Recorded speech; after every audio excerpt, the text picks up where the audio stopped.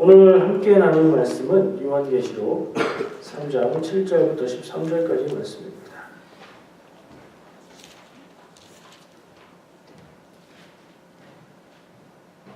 요한계시록 3장 7절부터 13절까지 말씀 함께 교독하겠습니다.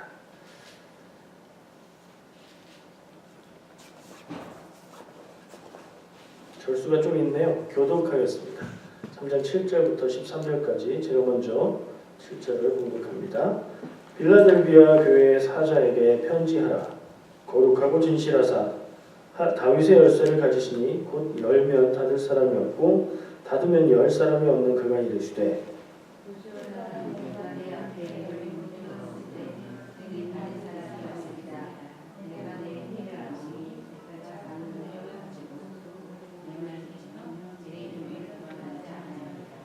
보라, 사탄의 회당 곧 자칭 유대인이라 하나 그렇지 아니하고 거짓말하는 자들 중에서 몇을 내게 주어 그들로 와서 내 발 앞에 절하게 하고 내가 너를 사랑하는 줄을 알게 하리라.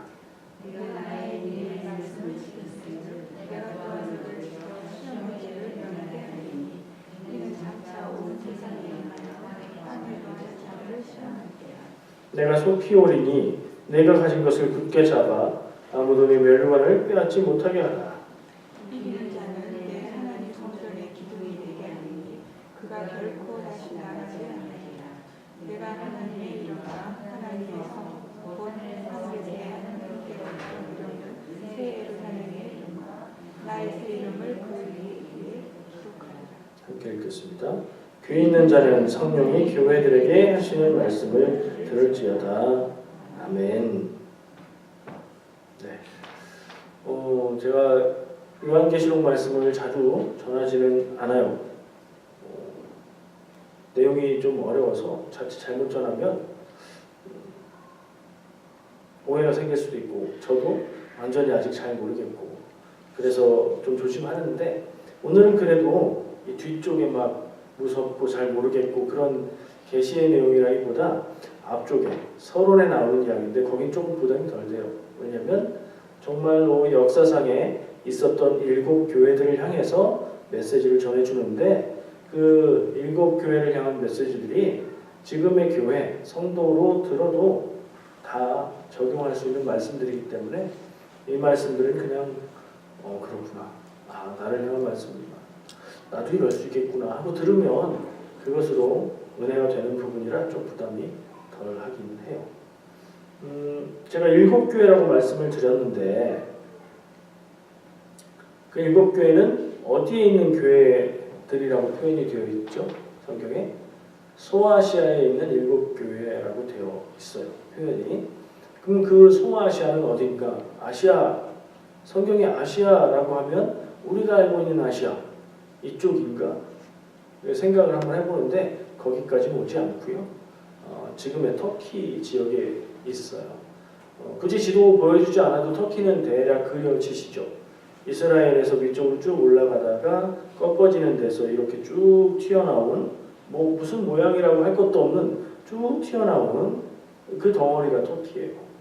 그리고 해변가에 세 개의 교회가 있고 약간 더 내륙으로 들어가면 4개의 교회가 있는 지역들이 위치해 있어요. 터키는 그 당시에 이방 선교의 중심지, 교회 역사의 성지라고 할 수 있는 그런 곳들이었는데 지금은 그 유적들만 남아있고 터키 나라 자체가 이슬람이 강한 나라가 되었죠. 그래서 성지 순례로 갈 수 있는 곳이기도 하면서 하나님의 말씀을 따라 사는 것보다 이슬람의 영향이 더 강한 곳으로 기억이 되는 지역이에요. 그 빌라델비아 교회를 향한 메시지예요. 7교회라고 했죠. 7교회가 어딘지 기억나세요? 기억나는 대로 혹시 생각나는 대로 한번 얘기해 보실래요? 현애들 주세요. 네, 서머나 교회가 있었어요. 또요. 사대 교회. 또요. 에베소 교회. 빌라델비아. 또요.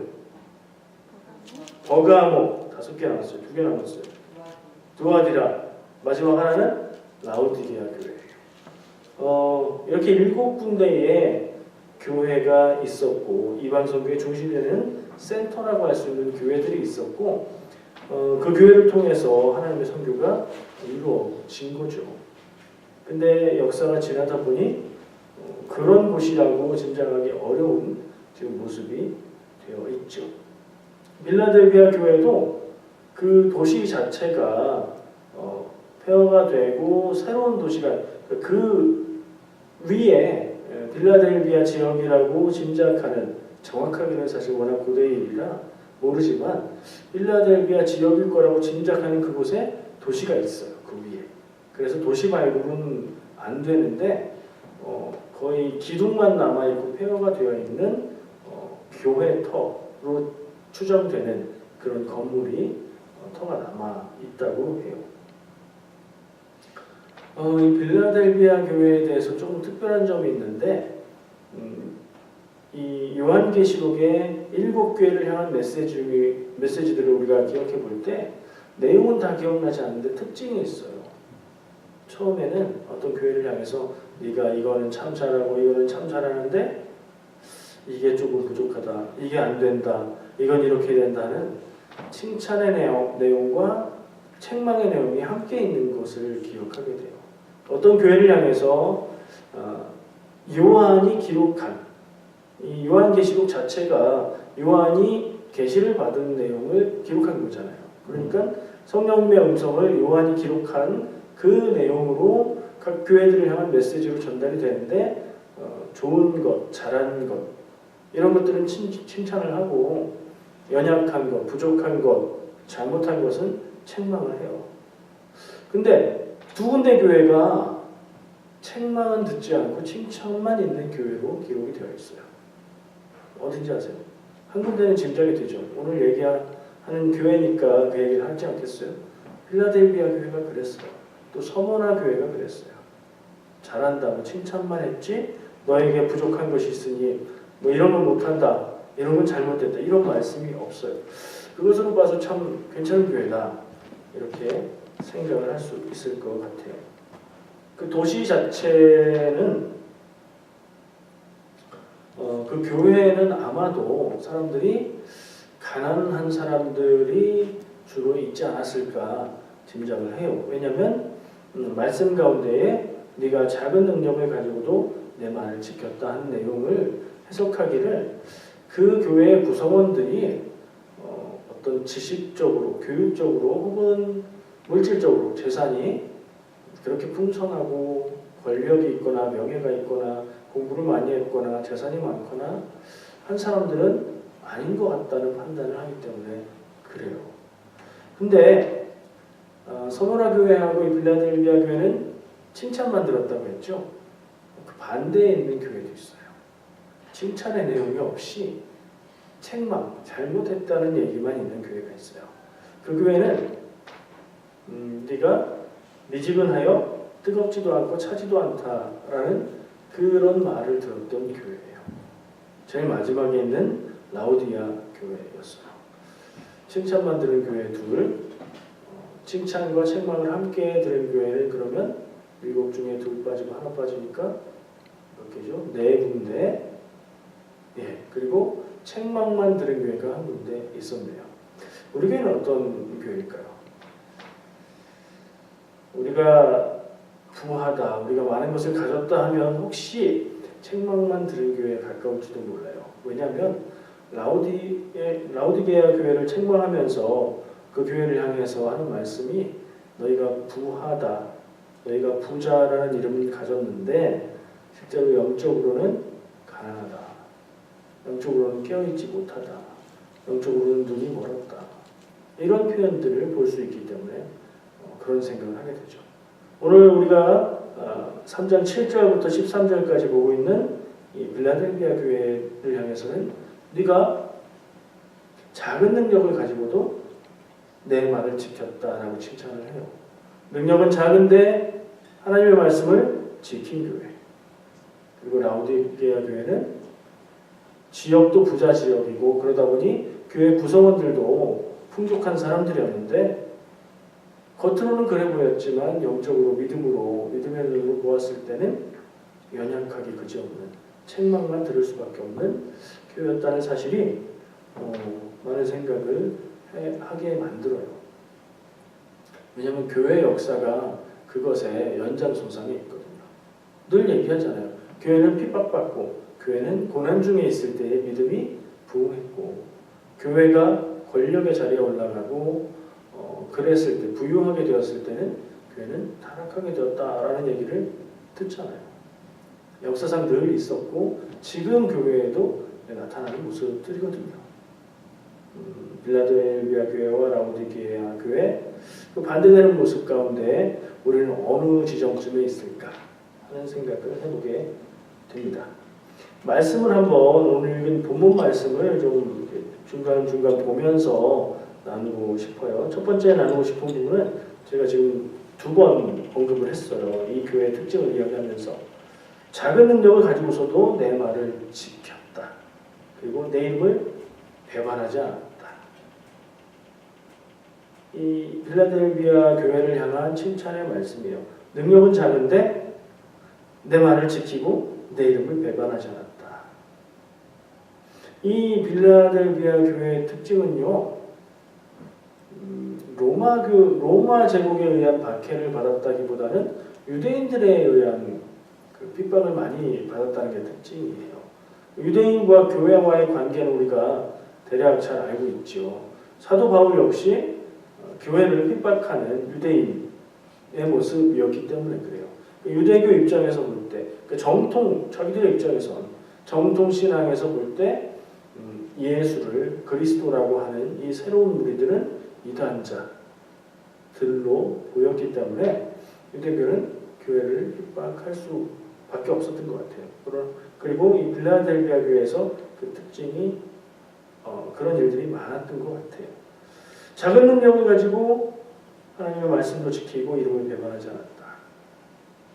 하나님의 말씀을 지키는 것 쉽지 않은 일이라는 걸 이 말을 어떻게 해석해도 그건 쉽지 않은 일이라는 걸 우리가 삶 속에서 느끼고 있을 거라고 생각해요. 우리가 하나님의 말씀을 몰라서 그 말씀을 못 지키는 건 아니죠. 알지만 하나님의 말씀을 알지만 그리고 내가 이해할 수 있는 만큼 이해도 하지만 살려고 하다 보니 그 말씀대로 그대로 따르고 지키는 게 너무나 어려울 때가 많아요. 근데 이 빌라델비아 교회는 작은 능력을 가졌지만 말을 지켰다 라는 평가를 듣고 있어요. 이게 얼마나 크고 귀한 일인지 모릅니다. 작은 능력을 가졌다는 표현을 보면서 저는 한 달란트 받았던 종이 생각이 났어요. 예수님의 이야기 중에 달란트 받은 종들이 주인이 멀리 떠났다가 다시 올 때까지 받은 달란트를 가지고 열심히 일하죠. 근데 가장 적게 받았던 한 달란트 받았던 종은 그걸 그냥 숨겨두었고 주인이 돌아왔을 때 그걸 그대로 내놓죠. 다른 두 종들은 어땠어요? 그것으로 일을 해서 2배의 가진 것 100%, 원금 100%, 그리고 원금과 똑같은 또 100%를 벌었죠. 근데 그 이익을 남긴 것을 보시는 게 아니라 제가 볼 때는 그만큼의 이익을 남길 만큼 그들이 충성하고 열심히 했다. 주인이 없는 상황 가운데서도 주인을 생각하고 기억하면서 자기들이 해야 할 임무를 그렇게 감당했다는 뜻에서 똑같이 칭찬을 받은 것 같아요. 한 달란트 받은 종은 주인이 없잖아요. 주인이 떠나가 있잖아요. 언제 온다고는 했지만 그날이 언제 올까? 지금은 없으니 그 주인에게 충성하지 않는 종이었던 거죠. 그 사람이 생각이 났다고요. 작은 능력을 가지고도 말을 지켰다는 이 말씀의 기록을 생각하면서 한 달란트 받은 종처럼 가진 능력, 할 수 있는 그 능력은 크지 않았지만 그것을 가지고 하나님의 말씀을 지켰다. 주인의 뜻을 지켰다. 이런 것이 아닐까. 그래서 예수님의 말씀에서 예수님의 비유에서 한 달란트 받고 일하지 않고 혼났던 그 종이 못한 것을 이 말씀에서는 빌라델비아 교회가 하고 있지 않나 그런 생각이 들어서 그 그 말씀이 생각이 났습니다. 뒤 후반부에 있는 이름은 내 이름을 배반하지 아니하였도다 하는 말씀은 이 배교에 관한 말씀처럼 들려요. 믿음을 버리지 않았다. 믿음을 버리도록 요구받는 그런 일들은 교회의 역사 이후에 늘 있었던 일이고요. 지금도, 지금 세상에서도 어딘가에서 일어나고 있는 일들입니다. 예수 믿고 하나님 믿는다고 자기들이 마땅히 믿어야 된다고 생각하는 신앙이 아닌 다른 신앙을 믿는다고 해서 박해받고 피해받고 심한 경우에는 목숨도 잃고 이런 일들이 있는데 이 빌라델비아 교회는 그런 핍박을 어떤 종류의 핍박인지 다 알 수는 없지만 보통 같으면 하나님의 이름을 배반할 만한 예수님의 이름을 배반할 만한 상황임에도 불구하고 그렇지 않았다는 이야기로 칭찬을 하고 있는 거죠. 우리의 삶을 기억해 보면 어떨까요?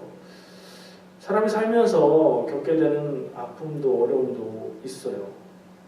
누구나 있어요. 부유하거나 똑똑하거나 혹은 가난하거나 어리석거나 그거에 관계없이 정말 큰 어려움들은 누구에게나 다가와요.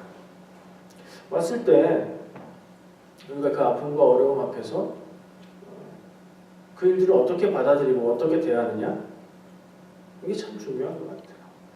믿음을 붙잡고 하나님이 나와 함께 하신다. 하나님의 축복이 있다. 하나님이 회복시키실 것이다. 하는 믿음을 붙잡고 견디며 어려워도 견뎌나가는 것과 이런 거 다 해결해 주시는 하나님인 줄 알았는데 그렇지 않네. 실망하고 포기하는 삶으로 나눠질 수 있거든요. 그런 느낌이 들었던 어떤 기억이 혹시 있으십니까? 없으면 다행이고요. 앞으로 혹시 만나고 들란 오늘 말씀이 좀 생각이 났으면 좋겠어요. 그래서 빌라델비아 교회처럼 작은 능력을 가지고도 내 말을 지키고 내 이름을 배반하지 않았다. 이런 칭찬 들을 수 있는 우리 삶이 되면 참 좋겠습니다. 두 번째 보고 싶은 내용은요. 사탄의 회당, 곧 자칭 유대인이라는 표현이에요. 바로 뒷절에 나오는 표현인데 사탄의 회당, 곧 자칭 유대인이라 하나 그렇지 아니하고 거짓말하는 자들이라고 표현이 되어 있어요. 이 사람들은 누구였죠? 빌라델비아 교회를 핍박했던 그런 사람들이었어요. 빌라델비아 교회에서 복음을 전하면 그거는 거짓이다, 틀렸다, 잘못됐다 라고 얘기를 했고 그랬던 세력들인 거예요. 그렇게 주장만 한 게 아니라 회방을 했을 것이고 교회를 핍박했을 것이고 할 수 있는 모든 방법을 동원해서 모함까지 해서 로마 제국을 배반하는 세력이다. 뭐 이런 모함까지 해서 위험하게도 만들었겠죠. 근데 그 사람들을 이 성경에서 사탄의 회당, 사탄의 무리들이라는 말이에요. 근데 스스로는 유대인이라고 얘기를 한대요. 유대인은 여기에서 의미는 하나님의 백성이라는 뜻으로 이해하면 딱 맞을 것 같아요. 본질을 보고 그들의 모습을 보면 사탄의 무리들인데 그런데 스스로는 하나님의 백성들이라고 말을 하는데 그렇지 않고 거짓말하는 자들이다. 그들이 교회를 핍박했고 이 빌라델비아 교회는 그럼에도 불구하고 견디고 있는 모습을 볼 수 있죠. 자칭 유대인이라고 하는 모습 스스로 구원받은 무리다. 나는 구원받았다. 나는 구원의 확신이 있다. 예수님이 하신 말씀 가운데서 의사가 건강한 사람에게는 의사가 필요 없고 병든 사람에게 의사가 필요하다 하신 말씀이 기억나요. 스스로 나는 의인이고 나는 하나님의 뜻을 알고 하나님의 뜻대로 살고 있다라는 확신을 가지고 있는 사람. 만약에 그 확신이 사실과 다르다면 예수님이 오셔서 말씀을 전하셔도 안 듣겠죠. 실제로 유대인들이 그런 모습이었고 그래서 예수님을 십자가에 죽음으로 몰고 왔던 것이고 예수님이 그리스도임이 드러나고 부활하시고 그 복음이 전파되는 가운데서도 역시 그런 모습으로 살아가고 있는 것을 봐요. 자기 확신은 상당히 중요한 거긴 한데 내가 확신한다고 해서 그게 진실은 아닐 수도 있다는 사실을 우리가 기억할 필요가 있어요. 믿음이 없는 것보다는 믿음이 있는 게 나아요. 구원의 확신이 없는 것보다는 구원의 확신이 있는 게 나아요. 그러나 그 생각이 굳건하다고 해서 다 좋은 게 아니라 정말 그런가? 내 모습이 정말 그런가? 말씀에 비추어 보고 하나님의 뜻을 늘 구하는 자세가 있어야 되지 않나 하는 생각을 하게 만드는 그런 말씀이에요. 세 번째 함께 또 나누고 싶은 말씀의 부분이 있어요. 인내의 말씀을 지켰은즉 하는 내용이 나오는 뒷절입니다. 인내의 말씀을 지켰은즉 내가 또한 너를 지켜 시험의 때를 면하게 하리니 이는 장차 온 세상에 임하여 땅에 거하는 자들을 시험할 때라. 네가 나의 인내의 말씀을 지켰다. 너는 빌라델비아 교회고 나의 인내의 말씀은 성경에서 여러 번 말하고 있는 메시지죠. 그리고 이번 달 2018년 마지막 달인 12월에 설교의 주제로 잡은 인내라는 주제예요. 인내하라. 빌라델비아 교회에 너가 인내하라는 내 말을 지켰다. 그래서 내가 또한 너를 지켜 네가 내 말을 그렇게 지켰으니 나도 너를 지켜서 시험의 때를 면하게 하겠다. 이 시험의 때는 뭐냐? 이는 장차 온 세상에 임하여 땅에 거하는 자들을 시험할 때라. 무엇이 연상되세요? 실제로 이 말씀 시험의 때라는 것이 뭘 가리키는지 이거야 라고 정확하게 말할 수는 없겠지만 바로 연상되는 게 마지막 때 심판의 때를 생각하게 되죠. 그리고 우리가 익히 들어서 알고 있는 심판 때가 되면은 온다는 그 환난의 때, 어려움, 고난 이런 거가 막 떠올라요. 그러면 그런 관점에서 생각해 보면 빌라델비아 교회가 이렇게 어려운 상황에서 믿음을 지키고 인내했으니 하나님이 말씀하시기를 마지막 때가 돼서 시험 당하게 될 때 너희들은 그 시험을 당하지 않게 내가 면제해 주겠다 라는 말씀으로 들을 수 있어요. 그렇게 들려요. 그런 뜻일 거예요. 근데 저는 조금 더 생각을 해봤어요. 생각이니까요. 빌라델비아 교회는 어땠다고요? 가진 능력은 작았으나 하나님의 말씀을 굳게 붙들고 끝까지 인내하는 교회였고요. 핍박을 받고 고난을 받으나 믿음이 흔들리지 않고 믿음을 지켰던 교회라고 칭찬을 받았죠. 그런 교회라면, 그런 믿음이라면 시험의 때가 오면 어떨까요? 지금 이 말씀에서 너네는 면제라고 해주지 않아도 지금 시험을 당했잖아요. 이 시험을 잘 이겨냈다고 칭찬받고 있잖아요. 그렇게 할 수 있는 교회인데 시험이 또 오면 지금의 자세를 가지고 또 믿음을 지키고 인내하고 이겨낼 수 있지 않을까요? 그런 면에서 이렇게 말씀 기록 안 해도 사실은 이 교회가 보여주었던 믿음은 어떤 시험도 견디고 이기고 승리할 수 있는 믿음을 갖고 있는 것 같아요. 저는 그런 뜻까지도 포함하고 있지 않을까 하는 생각을 해봐요.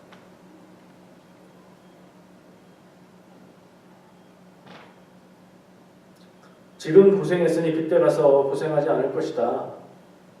이렇게 봐주는 내용이 될 수도 있지만 지금 이런 그 고난 가운데서도 믿음을 지키고 승리하는 너희들 칭찬한다.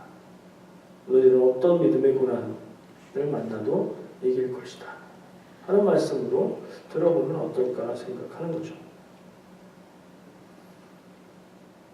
우리의 믿음은 이렇게 견디며 승리하는 믿음인가 생각을 해봐요. 승리라는 이름을 붙이기에는 아직 인생의 끝점에 와 있지 않으니까 모르는 거죠. 제가 인내와 견딤을 이야기하면서 언제까지라고 암시를 계속 해왔어요. 이번 일이 끝날 때까지? 이번 어려움을 견딜 때까지? 아니에요. 인생 끝까지. 우리가 믿음으로 견디고 믿음으로 인내하고 하나님 바라보면서 그 믿음으로 견뎌야 되는 때는 인생 전체예요. 평생 그 문제에 관해서는 끝까지 그렇게 가야 되는 거예요. 승리했다고 할 수 있는 때는 인생이 끝나거나 심판의 때가 와서 더 안 가도 되거나 그래야 되는 때까지예요. 그때까지 그러니까 견뎠다라고 말할 수는 없지만 그렇게 견디고 있는 믿음 우리에게 있는가? 한번 질문을 볼 수 있죠. 가장 최근에 어떤 어려움들이 있으셨습니까? 그걸 떠올려 보세요. 정말 힘들었던 일 있으시니까 그때 정말 힘들었어. 그때 정말 미칠 것 같았어. 그때는 기도도 못할 것 같았어. 근데 지금 지나와서 보니까 어때요? 어찌됐든 그 일은 지나갔고 하나님의 능력을 주셨고 견딜 힘도 주셨고 우리의 믿음의 이웃들을 통해서 위로도 해주셨고 하나님의 뜻을 간절히 구할 때에 기도하는 가운데 응답해 주시고 또 그런 마음 가운데에 말씀으로 답 주시고 그런 거 하나도 없어도 어쨌든 지나가고 이기게 하셨죠. 견디는 건 그런 거인 것 같아요. 정말 눈에 보이는 답이 있어서가 아니라 딱 손에 잡히는 것이 있어서 요것만 넘어가 봐. 다 해결되고 끝날 거니까. 너 지금 나를 이렇게 괴롭히지? 나중에 봐. 나중엔 완전히 바뀔 거야. 그런 답이 없는 것 같아요. 그런 거 없이 그냥 견디는 것 자체가 목적인 것 같다는 생각도 해요. 어떤 일들은 딱 떨어지는 답이 있을 수도 있겠죠. 근데 정말 중요한 문제는 끝까지 가야 되는 것 같고 끝까지 견디는 게 그게 승리인 것 같아요. 또 한 군데 말씀을 보고 싶어요. 거의 끝에쯤인데 그 바로 뒤에 시험할 때가 뒤에 내가 속히 오리니 내가 가진 것을 굳게 잡아 아무도 내 멸관을 빼앗지 못하게 하라. 이런 말씀이 있어요. 내가 속히 온다. 예수님이 오신다는 말씀을 드려야겠네요. 예수님이 곧 오실 거라는 기대는 예수님이 떠나가실 때 내가 곧 오겠다 얘기하셨기 때문에 이 초대교회에서는 모든 사람들이 예수님이 곧 오실 거라고 기다리고 있었어요. 내가 속히 오리니 내가 빨리 올 거니까 네가 가진 것을 굳게 잡아. 뭘 얘기하는 걸까? 네가 가진 것을 굳게 잡아. 어떤 뭐 큰 능력? 뭐 재산? 의지할 건 뭐 있는 교회가 아니랬잖아요. 작은 능력을 가지고 지킨 그런 교회라고 했잖아요. 무슨 능력을 얘기하는 게 아니라 능력을 말한다면 능력은 할 수 있는 것은 작지만 그래도 믿음으로 견디고 끝까지 인내하는 그것을 얘기하는 것 같아요. 칭찬해 주신 그 자세를 굳게 잡아서 버티고 견뎌서 어떻게 하라는 거냐면 네 멸류관을 빼앗지 못하게 하라. 지나간 시간은 잘했다고 칭찬했어요. 근데 남은 시간, 앞으로의 시간은 아직 오지 않았잖아요. 달라질 수 있잖아요. 지금까지 잘 견뎠는데 인내하는 지구력이 조금 더 가면 담대하게 잘 견뎌오던 마음도 그 한계선만 넘으면 무너질 수 있거든요. 그때까지 이 말씀을 통해서 끝까지 지금까지 견뎌온 그 자세, 그 삶의 태도, 그 마음, 그 믿음을 유지해라. 그래서 멸류관을 빼앗지 못하게 하라. 여러 가지로 표현할 수 있을 것 같아요. 구원을 말할 수도 있을 것 같고요. 마지막 심판 때에 주님 앞에서 받게 될 영광, 천국의 약속 뭐 이런 것일 수도 있는 것 같아요. 그것을 잃지 말아라 하는 말씀을 주고 있습니다. 멸류관을 빼앗는 것은 무엇일까요? 이 말씀 그대로 말씀 가운데서 찾아보는 거예요. 지금까지 하던 대로 잘 견디고 굳건하게 믿음으로 견뎌서 멸류관을 빼앗지 못하게 하라. 그럼 멸류관을 빼앗는 것은 뭘까요? 멸류관을 빼앗으려고 하는 무엇? 내가 그 멸류관을 잃게 만드는 무엇이 있다면 뭘까요? 뭐라고 생각하세요? 믿음을 지키며 끝까지 승리하는 그 삶의 태도를 그렇게 하지 못하게 만드는 거. 잘하고 있는데 그걸 놓치게 만드는 거. 더 어려운, 더 힘든 고난이 될 수도 있겠죠. 근데 한편으로는 그거야말로 죄가 아닌가 하는 생각을 해봐요. 왜냐하면 밖에서 강하게 공격해 들어오는 것은 우리가 잘 깨지지 않아요. 근데 내부에서 무너지면 와르르 무너지는 걸 볼 수 있어요. 전쟁사를 볼 때 적군이 강해서 지는 경우도 있지만 많은 경우에 중요한 전투, 결정적인 전쟁은 내부의 적 때문에 혹은 내부의 균열, 무너짐, 약함 때문에 나라가 망한다는 이야기들을 들었어요. 그런 거 같은 얘기를 하고 싶은 겁니다. 밖에서 우리를 향해서 강하게 압박해 들어오면 우리는 바짝 긴장하고 견디는 힘을 가지고 막 버텨요. 근데 내 안에서 올라오는 것이 나를 무너뜨린다면 정말 와르르 무너질 수 있어요. 그게 저는 죄라고 봅니다. 내 안에서 믿음으로 견디고 믿음으로 승리하려는 그런 삶의 믿음의 자세를 무너뜨리는 것은 나를 어렵게 만드는 고난이 아니라 그 고난 가운데서 하나님을 믿고 의지하는 믿음이 내 안에서부터 무너지는 것. 믿음의 뿌리가 있는데 그 믿음의 뿌리를 조금씩 썩게 만들어서 흔들고 무너지게 만드는 것. 그것이 죄. 너무 추상적인 죄를 얘기하는 것 아니고요. 내 삶에 나의 굳건한 마음을 조금씩 티 안 나게 흔들고 무너뜨리는 죄. 더 구체적으로 말하면 죄의 습관들이지 않을까 생각을 합니다. 이렇게 말하니까 뭐가 떠오르세요? 여러분들 마음에 이 부분에 딱 걸리는 게 혹시 있으십니까? 그것을 우리가 버려야 하고 내 삶 가운데서 떼어내야 합니다. 그게 믿음의 길을 가면서 해가야 되는 중요한 일이라고 생각합니다. 그것을 그대로 가지고서는 내 연약함으로 믿음을 지킬 수가 없고요. 믿음의 눈으로 세상과 내 삶을 바라볼 수가 없어요. 내 믿음의 문제라고 생각하지만 믿음의 문제가 아니라 그 믿음을 혼란하게 만들고 흔드는 내 안에 있는 죄가 문제예요.